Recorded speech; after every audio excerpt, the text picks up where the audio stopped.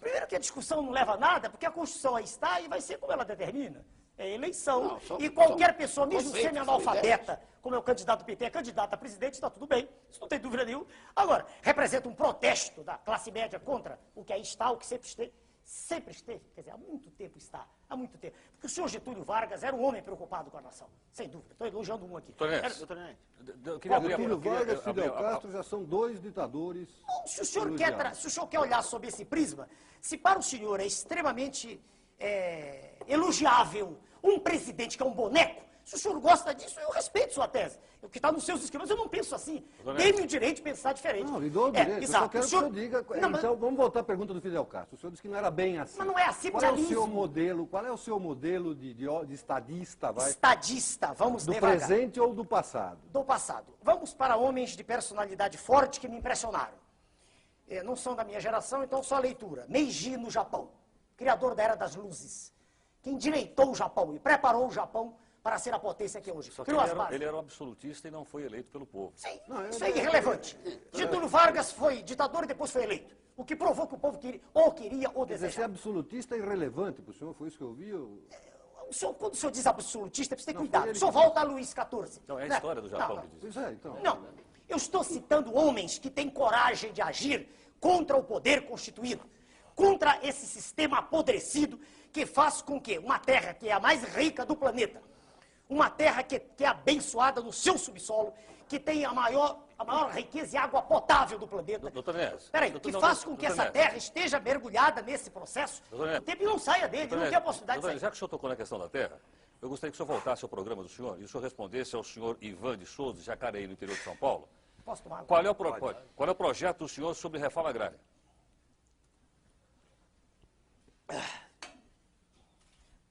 Desculpa, tomando água. É que um calor aqui, os telespectadores não sabem, é terrível. Veja bem, vamos primeiro mudar de novo a expressão. A expressão reforma agrária, ela já tem um contexto hoje, dentro do universo semântico de toda a população, que me cria um mal-estar até em examiná-la. Eu prefiro responder ao senhor assim, de modo também sintético. É fundamental que seja feita uma reordenação do processo agrícola. Vou lhe dizer rapidamente os pontos que já estão estabelecidos, que muitos ainda há a estabelecer. Alguns, do nosso ponto de vista. É preciso que haja crédito rural mesmo, e não de fase de conta. Ou seja, é preciso que se privilegie o pequeno produtor, que se privilegie também o médio produtor, que se volte a fazer como no passado se fazia, um investimento maciço no campo. Nós temos sol o ano inteiro e poderíamos ter 2 ou 3 safras por ano. É uma questão de investimento. É preciso que exista todo um sistema de apoio ao homem do campo, que hoje é alijado praticamente de todas as vantagens que tem o homem da cidade.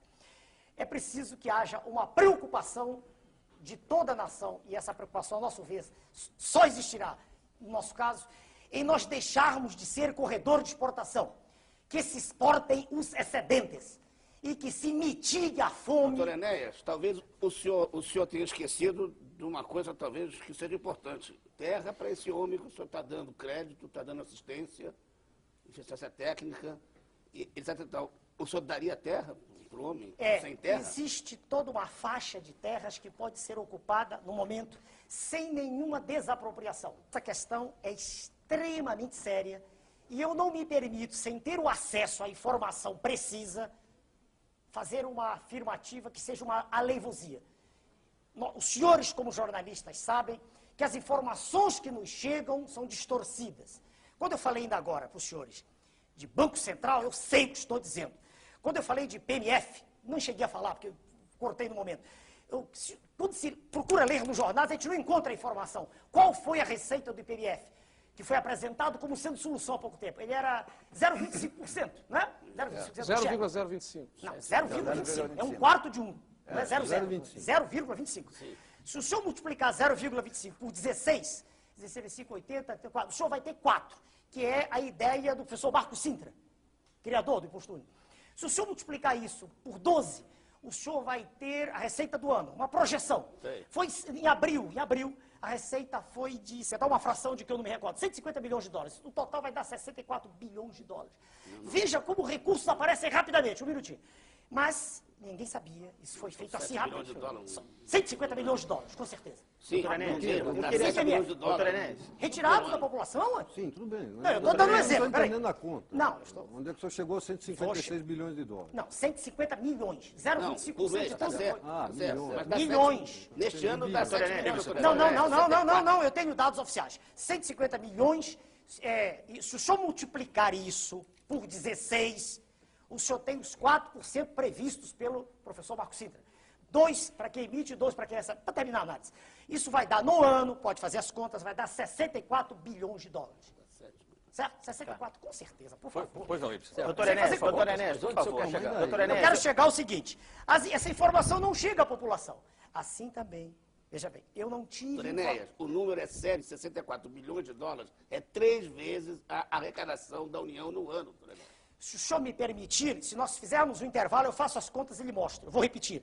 150 milhões vezes 16 Por que vezes 16, 12... doutor Enéas? Porque a alíquota é 0,25 e a proposta do professor Marcos Sintra é 4%, meu Deus. É 2% para quem emite e 2%. Tem o Marco Sintra com isso? Porque ele é o criador da ideia do imposto único. Mas não que foi o imposto dele que foi... Ah, mas foi uma aplicado? distorção. Esse IPMF é um faz de conta do imposto único. Que é isso? Como não foi? O IPMF foi uma percepção primeira da realidade para que depois se aplicasse o imposto único. Doutor Enéas, é o seguinte. Eu só terminando agora da tese. Eu não tenho, e meu grupo ainda não teve acesso às informações reais. A gente pede uma informação, ela é distorcida, ela é guardada, ela é escamoteada. O orçamento, olha o orçamento da União, não foi votado até hoje. Estamos na metade do ano. As excelências, os senhores congressistas. Então eu não tenho ainda para lhe dizer a informação precisa da questão da terra. Essa é a resposta minha. Pode ir. Bom, Doutor só Enéas, eu para queria saber dizer, do por senhor. favor, que o senhor acabou de responder, doutor Enéas, a pergunta do nosso telespectador, o senhor Agostinho Ferreira Filho de Moema. Pois não, Ibsen. Doutor Enéas, Ah, pois não. eu gostaria de saber se o senhor acha necessária uma reforma na Constituição e se o senhor a faria dentro do Palácio do Planalto ou a negociaria com o Congresso. Olha, a Constituição tem muitas coisas. Tudo que se apregou aí para mudar da Constituição, para mim não faz o menor sentido. A maioria das coisas. Por exemplo, minério, subsolo. Não vejo razão nenhuma para isso. Pelo contrário, as empresas ditas nacionais são apenas a vidraça de grupos poderosos multinacionais que estão por trás. Então, não vejo. Para mim, são lobbies gigantescos para desnacionalizar cada vez mais o Brasil. Não é? Bom, segundo, monopólio. O nosso partido é totalmente favorável ao monopólio do petróleo, das telecomunicações e seria também do aço. Só que o aço não adianta mais, já venderam. Agora, se o senhor perguntar por que, eu também respondo. Quem detém petróleo, detém energia. Quem tem energia, tem progresso. Tem progresso, tem desenvolvimento, tem investimento, tem produção, tem emprego. Ora, abrir o monopólio, quer dizer, desfazê-lo, o senhor dirá, não, mas são empresas nacionais. Não necessariamente. Pode ocorrer o mesmo que ocorreu com mineradoras. Grupos poderosos alienígenas estarão aqui daqui a pouco. Doutor Enéas, estou recebendo uma informação aqui. Pois não. Apenas porque o senhor levantou uma questão, essa questão da pessoa ser culta ou não. Eu sou Francisco Magalhães, de Goiânia. Em Goiás, pergunto ao senhor o seguinte. O que é que o senhor faria com o atual primeiro-ministro da Inglaterra, o senhor John Major, que só tem o 2º grau? Mas o 2º grau pressupõe um nível médio de escolaridade. Não adianta O perguntar. que eu faria com ele? Veja bem, todas as vezes em que eu ouvi o senhor John Major dar-se, eu não vi em cultura. Eu não vi nele um nível de instrução tão abaixo da média, como quer o senhor telespectador dizer. Perdoe-me, o senhor não faria nada. É um homem que, quando se... Doutor Enéas, Agora, Eu disse, agora só um instantinho, para barrar, que deveria ser exigido, quer dizer, o mínimo, só isso. Tá, o senhor disse Qual o é que o senhor não adotaria numa revisão constitucional. Ah, não, sim. Mas o que o senhor faria e se o senhor negociaria isso com o Congresso? Veja bem. O presidente eleito, ele dispõe hoje de um instrumento jurídico que é válido, é legítimo, né? Que é a medida provisória. Que é usada, há poucos dias perguntaram no Jornal do Brasil, o senhor usaria? Claro. A medida provisória permite ao presidente da República uma ação rápida. Então, a medida provisória ela é usada no sentido de vencer uma questão emergencial. Aliás, no Brasil, nós vivemos em permanentes questões emergenciais. Tudo é uma... O Brasil não vive em regime de urgência, vive em emergência. Né? A gente poderia falar 2 campeonatos mundiais. O Brasil é campeão do mundo em doença de Chagas, tripanossomose americana, é campeão do mundo em esquistossomose mansônica, campeão em doença de Chagas. O senhor Carlos Chagas falava nisso no início do século. Bastaria acabar